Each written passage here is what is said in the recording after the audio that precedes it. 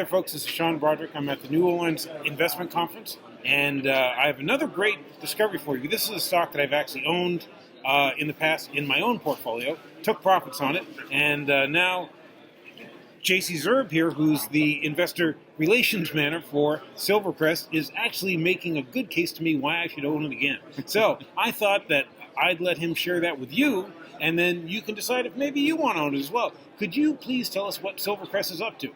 Sure. So I'll start off with a quick overview of what the company is and where we're located. We're a junior mining explorer and developer in Sonora, Mexico. Mm-hmm. We are focused on the Las Chispas asset.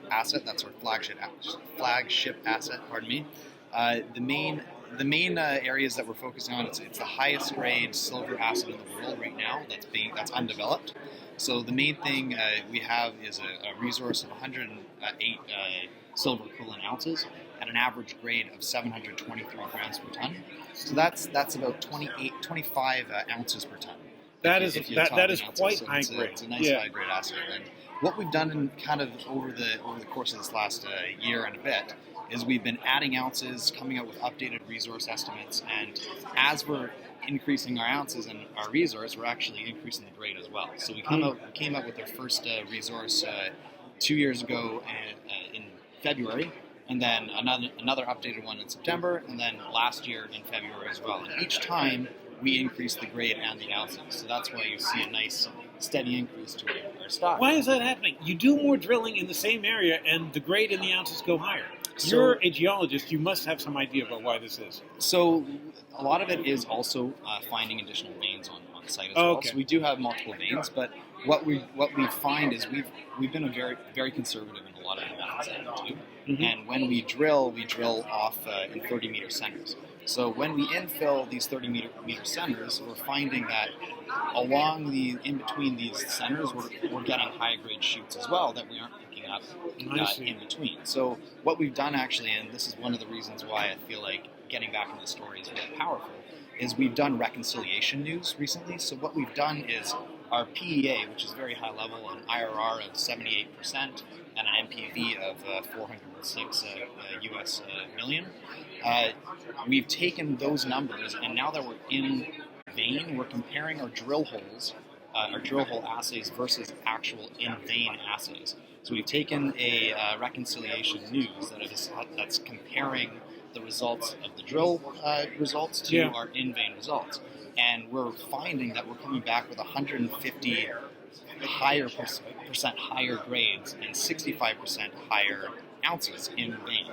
So that's really exciting because it is in one area, so we do have to do more work above and below that chute, but this is mostly because we're finding an additional shear zone within our vein that wasn't picked up during drilling. So you're going to be adding even more ounces. Well, that's exactly it. So if we can follow the shear vein or shear zone along the highest Bobby Kenora vein, which is our highest valued vein, if this is continuous along the vein, then it's a huge value add to our asset because we're then adding an additional 150% grade and 65% higher ounces. It is early. We still have to make sure we're doing work above and below to make sure that those are the numbers that we're getting back. But realistically, and in the past, a lot of these companies, they come out with a PEA, they come out with these numbers, they get into vein, and you're not meeting what you're saying. And in this case, we're seeing that we're getting back positive results, which is not very often. Higher results. Results, yeah. So most people would be happy with that as a company, but you guys are developing at the same time. Correct, yeah. Could you explain some of that as well? Sure. So we kind of have a dual pathway approach, a production pathway and a discovery pathway or an exploration pathway. Right now, we currently have 18 drill rigs spinning on site. A lot of those are pushed towards a feasibility study. We want to take our inferred category to an indicated category. When do you think that should come out? That feasibility study should be out in Q2 of 2020. Okay. So next year. And then once that happens, it's a production decision, it's financing for the mine, and then it's pushing it into production.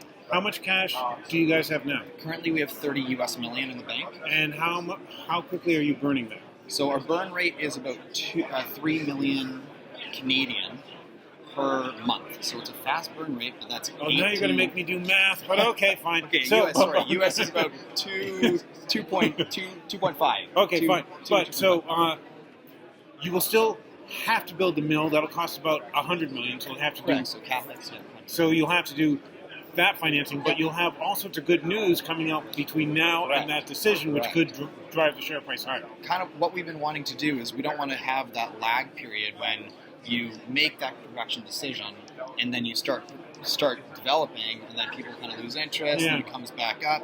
This way we have 26 veins that aren't within our resource out of the 36 known veins, so we have an immense amount of upside potential to still be discovering and still drilling. So once this feasibility study, drilling for the feasibility study is done, we have 26 veins that we are putting all of our drills towards. So there's a lot of potential new discovery news that we'll have out, while we're also stockpiling all of the material that we're getting and mining from underground right now on surface. So we have a stockpile on surface, we're pushing towards production, but in the meantime, as we're developing, we have 26 additional veins that we can be adding to our resource. So this resource you have is less than half of the veins you have. Correct. All right. So obviously there's upside there. I mean, you don't have to be Nostradamus to see that one coming. The underground mine, right? Correct, yeah. It's a low sulfidation epithermal system, so these veins are high grade, between 1 to 3 meters in thickness, but they go a long ways along strike, up to kilometers in length, and there's multiple veins that we're targeting. Right now, the 3 major veins we're targeting are Bobby Norte, Bobby Canora, and Bobby Sur.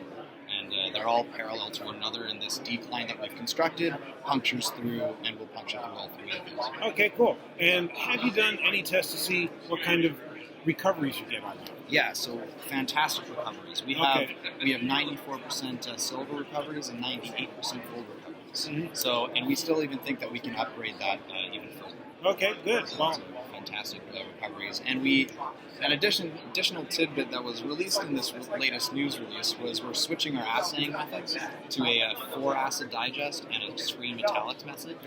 why do you do that? So when you get these high-grade materials, you often have to switch to different assaying methods to pick up the additional grade. Oh. And we're not picking up that additional grade because of how high grade our material is. So adding these new methods might actually bring back about 10 to 50% higher grade.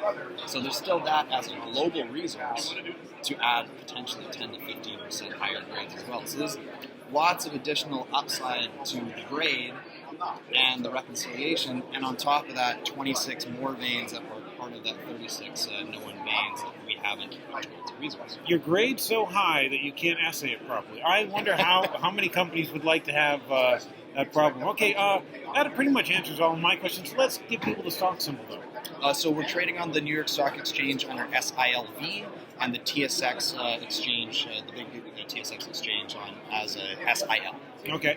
And is there anything you'd like to add before we go? No, it's a fantastic story to be part of, and we just keep finding more ounces, and with that, the share price has continued to do well for us. Okay. We'd love to get people involved. Obviously, I have to think about owning this again. Maybe you should do your own research and decide if you want to, too. I think it looks very interesting. We'll see how it goes. Stay tuned to the story. Silvercrest will be one you're hearing about in 2020 for sure. This is Sean Broderick at the New Orleans Investment Conference. Thanks very much for speaking to my viewers. You folks stay tuned. I'll have more for you.